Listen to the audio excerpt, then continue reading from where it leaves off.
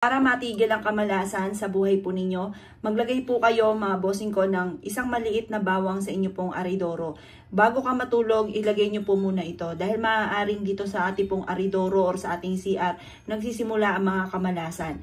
Dahil minsan mapapaisip ka na kahit anong gawing kayod ay sa wala't wala. Kaya mas mainam na ito po ay gawin po ninyo. Balatan nyo po siya at ibabad nyo po siya dito sa inyong aridoro. At pagising nyo sa umaga ay saka nyo po siya ipa-flash. Ito po mga bossing ko ay mag-aalis ng mga kamalasan sa inyo pong buhay. Kung halimbawa sa inyong tahanan, away-away palagi, ang dami mga problema pinagdadaanan, may lapan swerte, gawin nyo po ito. Dahil ang bawang mga bossing ko ay nagtataboy ng mga kamalasan. Nagdudulot po ito ng swerte. Kaya kung ikinaniwala at nais nyo po itong gawin nyo na po siya at napaka-epektibo po nitong bawang po natin.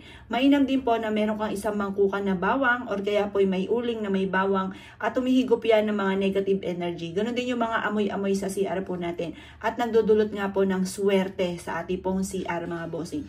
Proven po ito.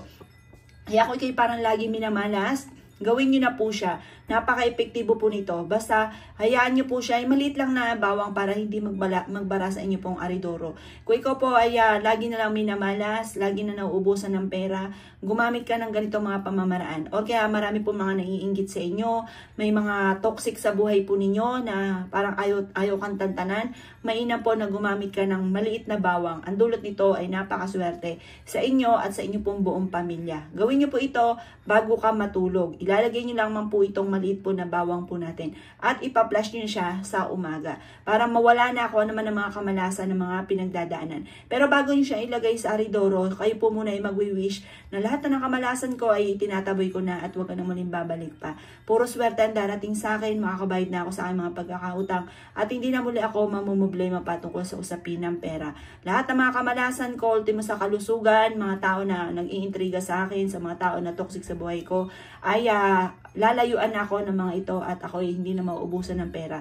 Lahat ng kamalasan ko ay mawawala na. Basta lagi kang positive, lagi ugali ng mga salita ng mga magaganda at napaka-epektibo po nito.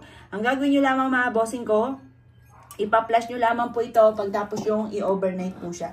I-flash nyo lamang po ang inyong aridoro.